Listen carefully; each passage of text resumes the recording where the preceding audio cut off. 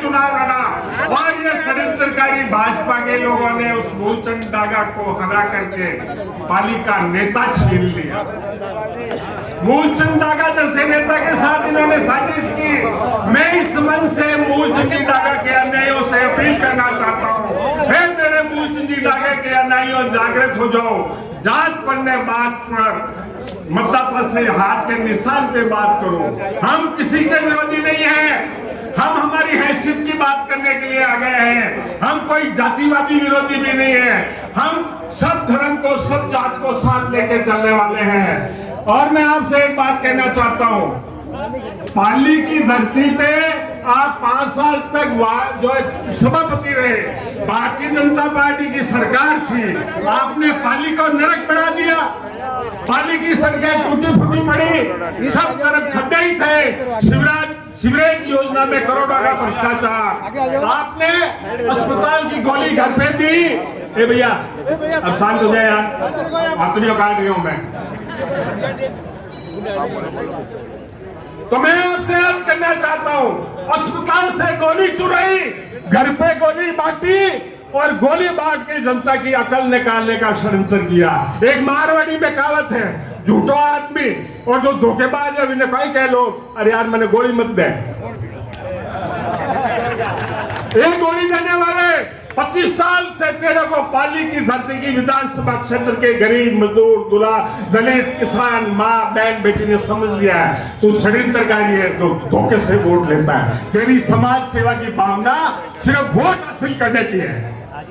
दूसरी बात, मुझे कहते हुए दुख होता है, जन्मदिन मनाओ, मैं तो कहूँ आप हजारों साल जियो, लेकिन जन्मदिन पे जो आप गरीबों का खून दानदाता देता है, उसी खून को अगर उसी दानदाता की बहन को डिलीवरी में चाहिए तो वापस वहां नेताजी से पर्ची लिखा के लाओ। ये कैसी समाज सेवा है? ये कैसी समाज सेवा है? यह समाज सेवा का ढाक है, यह कपट है, यह वोटों की ठगी है।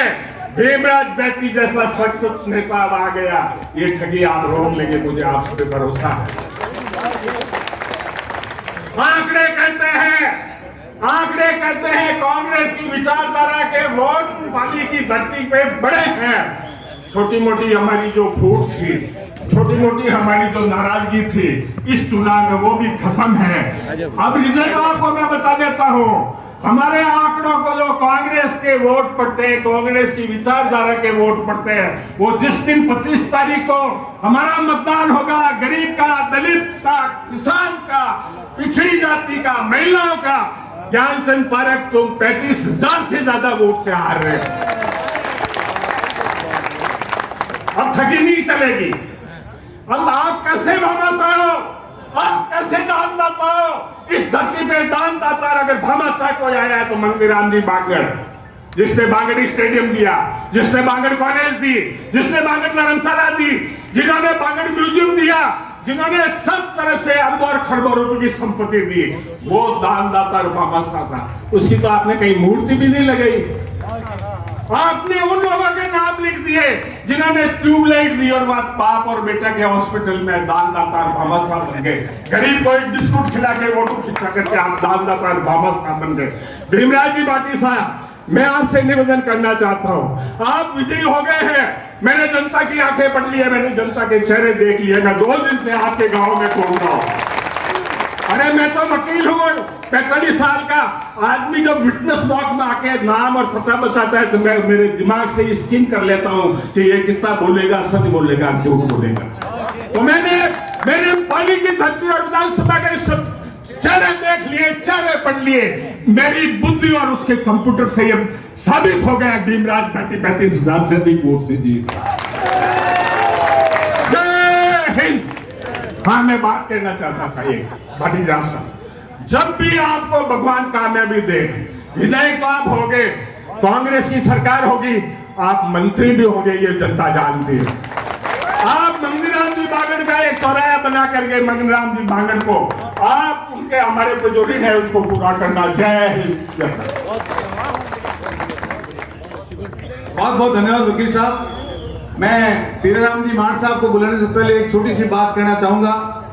मैं मदन सिंह जागरवाल, बरसों से कांग्रेस का कार्यकर्ता, मैंने डागा जी के लोहे के बिल्ले बांटे, जिसे मेरे पास तकमा नहीं हुआ करता था, मैं लोहे बावड़े की सूल डालता था, बावड़े की सूल लगाकर मैं बिल्ले बांटता था गाँव में। फिर मैंने माणिकमल जी के यहाँ फतरा जी की नौकरी की, और फतरा जी की चाहे माणिकमल जीते तो माणिकमल जी की मैं डाक लिखता था।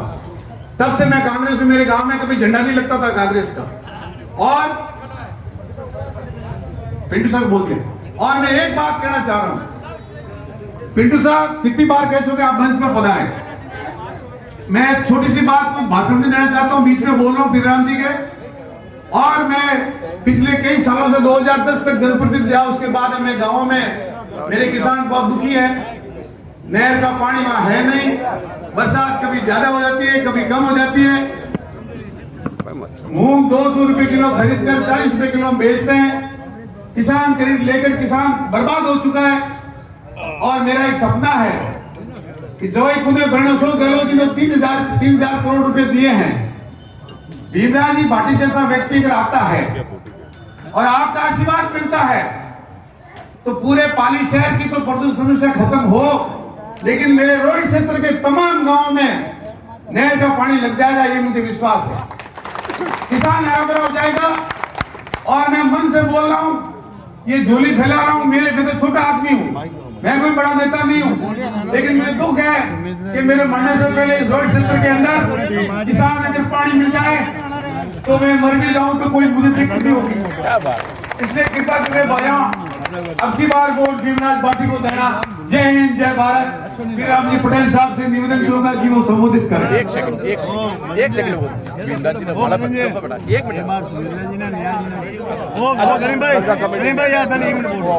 मैं चोटिला कमेटी के सदस्य साहब से गुजारिश करूंगा कि तिरंगा जो साफा है वो भीमराज भाटी को, भाटी का मान सम्मान, और भागीरथ जी वकील साहब तिरंगे से, तिरंगे साफे से अजीत साहब,